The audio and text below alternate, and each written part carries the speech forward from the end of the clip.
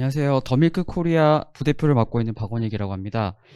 네, 저는 이제 조선비즈 실리콘밸리 특파원을 했었고요. 그래서 지금 이제 지난해부터 실리콘밸리 본사를 둔 더밀크라는 회사에서 일하고 있습니다. 실리콘밸리 기업들을 주로 취재하고 있어서 현장에서 겪은 사례들을 좀 이렇게 말씀드릴 수 있을 것 같아서 이 자리에 나오게 됐고요. 네, 이제 시작하도록 하겠습니다. 네. 일단 발표 순서를 말씀드리면은, 구글이랑 그리고 애플 중심으로 실리콘 기업들의 포용성 확대 사례, 이걸 좀 말씀드리고요. 그리고 이제, 어, 그, 이 기업들이 리포트를 내는 게 있거든요. 그래서 그 데이터를 가지고, 포용성, 그리고 다양성을 어떻게 추구하고 있는지에 대한 현황을 조금 보여드리고, 그 다음에 또 AI의 문제, AI 기술이 제일 이제 핫하니까 관련된 문제들이 많이 나오고 있습니다. 그래서 그 문제를 좀 또 소개해드리고 마지막에 이제 더 나은 미래 가능한가 이런 식으로 진행을 해드리도록 하겠습니다. 최근 진행된 구글 개발자 대회 IO라고 하는 행사가 있는데 매년 이제 구글이 하는 행사인데 이 5월에 했습니다. 5월에 한 행사에서 이 영상이 소개됐고요. 구글 프로덕트 디렉터가 구글 프로덕트 마케팅 디렉터가 한 말이 좀 기억에 남는데 사람들은 흔히 카메라가 객관적으로 생각한다. 하지만 현실은 그렇지 않다. 카메라 기술에는 많은 판단이 들어가 있고 역사적으로 그런 판단은 비유색 인종이 해왔다. 이런 내용이 들어가 있고요. 어떻게 생각하시나요? 이 구글 엔지니어들이 왜 카메라 기술이 편향적이다. 이렇게 생각을 하게 됐을까요? 그걸 좀 말씀드리고 싶은데 어, 이 사진을 보시면 좀 이해가 되실 것 같아요. 이게 기술적 보정이 전혀 없었던 과거의 사진인데 백인과 흑인을 한 앵글에 담았을 때 문제점이 좀 또렷이 보이시나요? 이렇게 흑인은 거의 뭐 드러나지 않고 백인은 이제 또렷이 보이고 이렇게 되는데 이게 이제 코닥이 만든 코닥 컬러 필름으로 인화한 사진인데 당시에 코닥 기술이 백인 피부톤과 비슷한 컬러 그리고 빛에 더 잘 반응하도록 그런 화학 약품을 사용했다고 합니다. 그래서 이제 감각 물질이라고 하는데 그래서 이런 이제 문제가 생겼던 거고 이 디지털 카메라도 마찬가지인데요. 카메라 사진 촬영 좋아하시는 분들은 아실 텐데 밤하늘에 이제 어두운 장면과 그 밑에 이제 사람이 같이 있다고 했을 때 같이 찍으면은 피사체가 함께 또렷이 담기기가 좀 어렵습니다. 별이 보이거나 아니면 피사체가 아예 안 보이거나 이렇게 되는데 이런 것들이 이제 어느 한쪽을 기준으로 화이트 밸런스가 맞춰지게 되겠거든요. 기술이. 노출도 그렇게 맞춰지게 되겠고. 그래서 이런 문제들이 생기는 건데 구글이 이번에 이제 발표한 내용을 보시면은 이 문제를 해결하기 위해서 이미지 데이터셋을 활용해서 AI를 학습시킨 겁니다. 그래서 화이트 밸런스랑 노출을 좀 자동으로 조절을 해주는 건데요. 이게 어떻게 보시면은 인위적으로 학습을 시켰다고 보시는 게 맞을 것 같아요. 그래서 AI가 해내지 못하는 거를 기존의 카메라가 해내지 못한 거를 AI를 학습시켜가지고 해냈다. 그래서 구글이 이제 한국에는 출시가 안 되는데 픽셀이라는 카메라 스마트폰을 미국에서는 출시를 하고 있거든요. 그래서 이 기능이 담긴 제품을 이제 올해 하반기에 출시할 예정입니다. 제가 조금 관심 있게 봤던 내용은 구글의 태도인데 구글의 이제 프로덕트 마케팅 디렉터가 아까 나와서 좀 해주었는데 이 문제는 기술자들이 해결해야 되는 문제다. 사람들이 스스로 외모를 바꾸거나 바꿔야 될 게 아니라 우리가 도구의 작동 방식을 바꿔야 된다. 이렇게 말하고 있거든요. 그래서 좀 구글 내부에서 기술자들이 이런 걸 문제의식을 가지고 있다. 이런 걸 좀 저는 좀 주목하고 싶어요. 그래서 문제의식 가지고 있고 이 내용을 발표할 때 제목이 더 공정한 카메라였습니다. 그래서 좀 더 공정한 카메라 이런 구글의 스탠스를 좀 나타내고 있다. 이렇게 보시면 될 것 같습니다. 그래서 네, 요거는 이제 좀 코미디 프로 같은 데서 이렇게 많이 좀 이렇게 우스꽝스럽게 만들어서 이런 문제점을 보여주는 사례거든요. 그래서 백인과 흑인을 함께 찍었을 때 좀 이렇게 계속 여전히 문제점이 있다. 이런 거를 좀 보여주는 어떤 장면이어서 제가 슬라이드로 담았고요. 또 한 가지 구글에서 좀 중요하게 다뤘던 내용이 이번 I.O.에서 구글 이제 스마트 캔버스라는 저작 도구가 있습니다. 저희가 이제 워크스페이스라고 구글 문서라든지 이런 거 사용하시는 분들 계시죠? 그래서 이거를 통합해서 구글 미트라고 해서 줌처럼 이제 화상 통화도 할 수 있고 그리고 문서 작업도 공동으로 할 수 있는 어떤 그런 이제 시스템인데 이게 소프트웨어 업그레이드를 통해서 통합되는 내용인데요. 여기에서 어떤 내용이 들어갔냐면은 포용적 언어라는 내용이 들어갔습니다. 그래서 예를 들면은 의장이라는 단어, 뭐 체어맨을 쳤다, 구글 시트에서, 구글 시트나 이제 구글 문서에서. 그랬을 때 스마트 캔버스가 이 단어를 자동으로 인식해가지고 체어 퍼슨 아니면 체어 이렇게 다른 젠더 중립적인 단어를 제한하도록 되어 있습니다. 그래서 어찌됐든 구글이 이런 노력을 하고 있다, 이런 말씀을 좀 드리고 싶고요. 네, 이번엔 좀 애플의 사례인데, 애플도 항상 이제 개발자 대회라는 큰 행사를 하는데요. 그래서 올해 6월에 공개된 영상입니다. 그래서 이거 보시면은 조금 이제 신체적으로 불편하신 분들, 장애인분들이 되실 수도 있는데, 이 스마트워치를 쓰시는 분들 아시겠지만 화면이 작거든요. 작아서 이제 손으로 터치를 하거나 불편한 경우가 많은데, 이거를 이제 주먹을 쥐거나 아니면 손을 흔들어 가지고 작동할 수 있는 어떤 그런 조작할 수 있게 만들어준 어시스티브 터치라는 기능입니다. 이런 좀 시도를 하고 있습니다. 그래서 몸이 불편하신 분들도 좀 활용하실 수 있게 하는 내용이고요. 요거는 이제 사인 타임이라고 이제 수화를 통해서 말하기 어려우신 분들 계실 때 불편하신 분들이 있으신데, 예를 들면 애플 스토어 같은 데 가서 제품을 사고 싶은데 내가 이제 수화만 하기 때문에 직원이 수화를 모르면은 대화하기 어렵잖아요. 그래서 그때 이제 이 사인 타임이라는 걸 기능을 켜서 접속을 하면은 1대1로 연결을 해줘서 실시간으로 통역을 해줍니다. 그래서 이게 물론 뭐 사람이 충분해가지고 무조건 다 쓸 수 있는지는 제가 그것까지는 확인이 아직 출시된 기능이 아니기 때문에 모르는데, 어찌됐든 이렇게 도우려고 한다. 그래서 현장에서 실제적으로 쓸 수 있는 기능들을 계속 내고 있다, 이렇게 보시면 될 것 같습니다.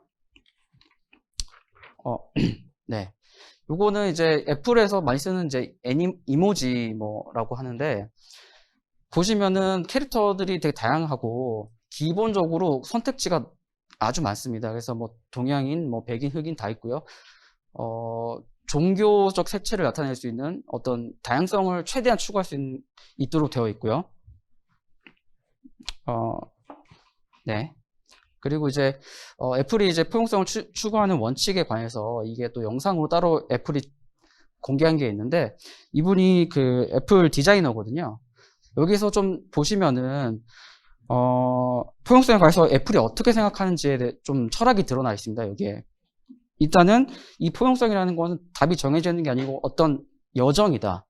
계속 발전시켜 나가야 하는 여정이다. 전이라고 표현하고 있고, 그리고 창의성을 자극한다고 되어 있습니다. 그래서 이게 포용성이라는 게 단순히 뭐 사회적 약자를 돕거나 뭐 공정성을 위해서 하는 게 아니라 오히려 더 크리에이티비티를 높인다. 너가 생각하지 못했던 것들을 생각할 수 있다, 이렇게 얘기를 하고 있거든요. 그리고 또 중요한 게, 여기 보면은 이제 다양한 팀에서 이게 포용성이 나온다고 얘기하고 있거든요. 그래서 애플이 저런 걸 좀 많이 강조하고 있어서 팀 구성을 되게 다양하게 하려고 하고, 예를 들면 인종이라든지 배경이라든지 다양한 분들을 개발자, 디자이너로 채용해서 이런 문제를 해결하려고 노력하고 있습니다. 그리고 모든 과정에서 이제 이 포용성이 포함돼야 된다. 뭐 단순히 뭐 팀원이 다양하다고 해결되는 게 아니고, 개발하는 과정, 그리고 이제 검수, 그리고 이제 소비자 피드백을 받는 모든 과정에 포함돼야 된다, 이렇게 얘기를 하고 있습니다. 이번에 이분이 또 이제 그 발표자로, 애플 이제 WWDC 발표자로 나왔던 분인데, 구글 맵 총괄하시는 분이세요. 구글 맵 총괄하시는 분인데, 이렇게 몸이 불편한 장애인이 키노트를 하는 장면조차도 한국에서는 조금 보기 어려운 장면이어서 좀 넣어봤고요. 또 이제 구글과 애플의 좀 차이가 있는데, 좀 재밌는 거는 지금 구글이랑 애플 CEO가 사실은 어느 정도의 조금 다양성을 포괄할 수 있는 사람이라고 할 수 있을 것 같아요. 완벽하게 포괄할 수는 없지만, 일단은 그 왼쪽에 구글의 순다 피차이 같은 경우에는 이제 아시아인이죠. 아시아인인데 CEO, 인도 출신이거든요. CEO가 됐고, 그리고 이제 뭐 팀쿡 같은 경우, 애플 CEO 팀쿡 같은 경우도 성소수자라는 거를 뭐 다 알고 계실 거예요. 그래서 되게 나름 CEO가 뭐 완벽한 백인의, 과거에 전통적인 빅테크 기업들에도 백인 남성 이런 분들이 많았었는데, 조금 변화가 있다. 실리콘밸리는 이런 변화가 있고 이분들이 본인이 느끼는 거를 조금 아무래도 더 반영할 수 있고 직원들도 그런 식으로 채용할 수 있고 좀 변화를 더 추구할 수 있지 않나 그런 말씀을 좀 드리고 싶습니다. 그리고 또 한 가지 좀 말씀드리고 싶은 거는 구글은 조금 엔지니어 입장에서 백단에서 뭐 이렇게 개발하는 것들이 많고요. 애플은 소비자들을 대상으로 한 프로덕트를 만들기 때문에 더 조금 민감합니다. 소비자들이 바로바로 피드백을 주거든요. 니네 시계는 왜 이래? 니네 스마트폰 왜 이래? 바로바로 피드백을 주기 때문에 좀 더 민감하게 이런 포용성을 수용하고 있다고 말씀드릴 수 있을 것 같습니다. 네, 이거 데이터인데 사실은 조금씩 개선되고 있다 그런 내용이에요. 그래서 이거를 뭐 일일이 제가 데이터를 말씀드리지 않아도 보시면은 뭐 여성의 비중이 늘고 있고요. 그 왼쪽이 2020년, 2019년 이제 애니얼 리포트인데 구글이 낸 리포트입니다. 그래서 인종 구성이 좀 더 다양해지고 뭐 그렇게 변화가 있다 그런 걸 보실 수 있습니다.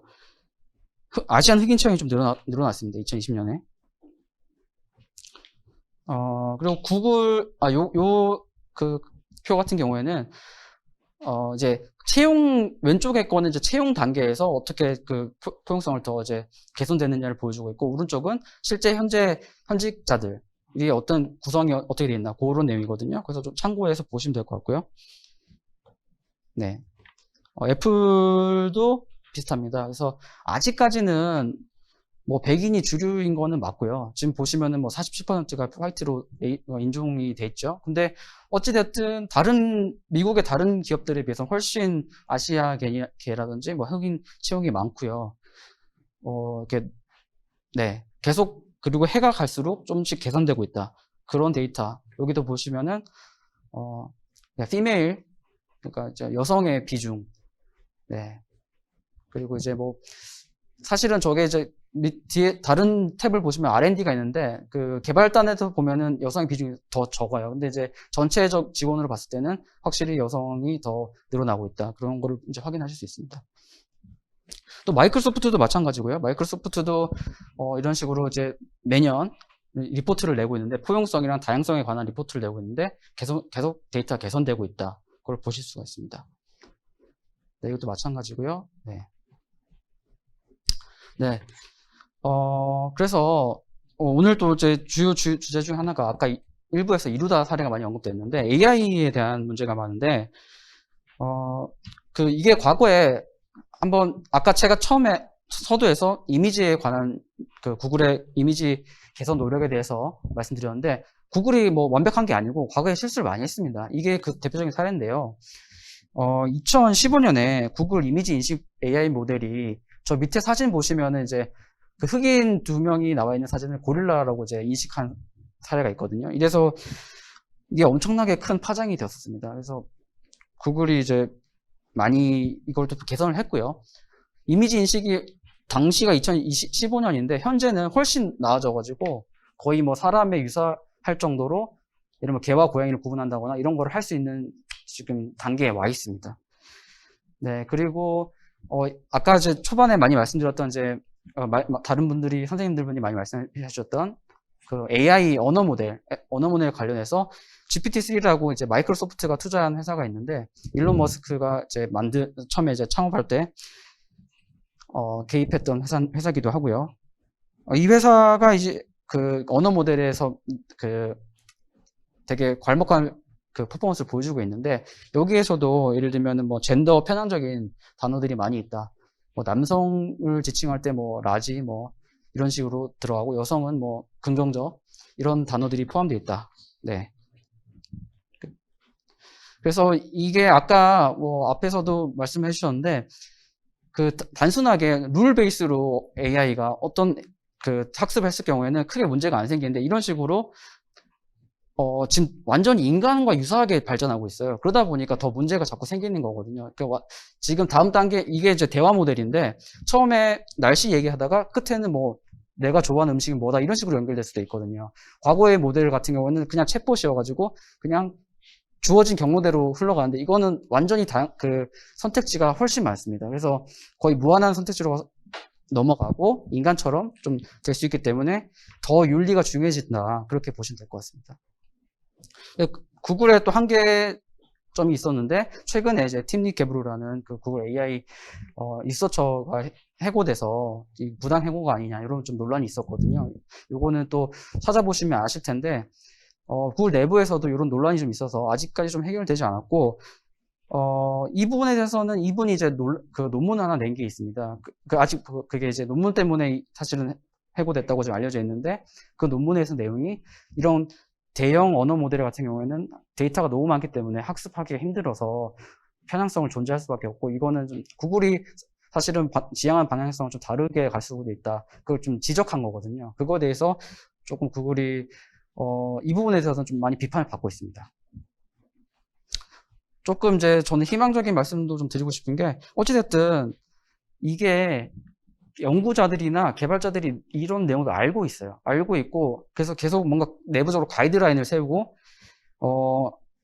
공정성 체크리스트 같은 게 있어요. 그래서 학계에서도 예를 들면은 뭐 카네기 멜론 대학 같은 데서 이렇게 만들어 놓은 체크리스트가 있어서 그걸 보면서 개발할 때 참고를 해라. 이거는 AI가 완벽하지 않기 때문에 사람이 수정해야 된다. 이런 내용이거든요, 사실은. 그래서 이제 한국에서도 아까 이루다 사례 같은 조금 안 좋은 사례도 있었지만 KLUE라고 연구자들이 모여가지고 이제 AI 윤리를 고려한 고품질 한국어 벤치마크를 만들자. 이런 토대로 지금 이렇게 프로젝트를 하고 있어요. 그래서 이런 것들이 조금 개선의 노력이 있다. 그렇게 좀 말씀드리고 싶습니다. 그리고 이제 마지막으로 이제 기계시대 인문학에 대해서 좀 한 가지 말씀드리고 싶은데, 그러니까 제가 오늘 그 발표를 통해서 말씀드리고 싶었던 큰 내용이라고 하면은 일단은 실리콘밸리 기업들이 노력을 하고 있다. 사실은 한국에서 이런 예를 들면 AI 그 다양성, 포용성 전문 조직 같은 거를 본 적이 없거든요, 제가. 근데 구글은 그런 조직을 2,000명 정도 이 직원들을 꾸려서 운영을 하고 있어요. 그래서 이런 거는 조금 한국 기업들이 좀 본받아야 되지 않나. 아까 앞에서도 선생님들이 네이버 사례를 얘기하셨는데 네이버는 이런 수정이 없다. 저도 되게 공감을 하고요. 그래서 한국에서도 지금 조금 본받아야 될 부분이 있다. 무조건 좋다는 게 아닙니다. 실리콘밸리 기업들이. 하지만 우리가 좀 더 노력해야 될 부분이 있다. 그리고 인문학이 중요하고 이게 이제 이 두 책이 뉴욕타임스 기자가 최근에 발간한 책인데요. 이게 한국에 소개가 아직 번역이 안 돼서 제가 소개를 못 드렸는데 기계시대 인문학에 대해서 되게 잘 설명해 준 책이어가지고 혹시라도 원서를 보시고 싶으시면 좀 참고하셔도 좋을 것 같습니다. 네, 네 여기까지 제가 발표를 마치도록 하겠습니다. 네, 감사합니다.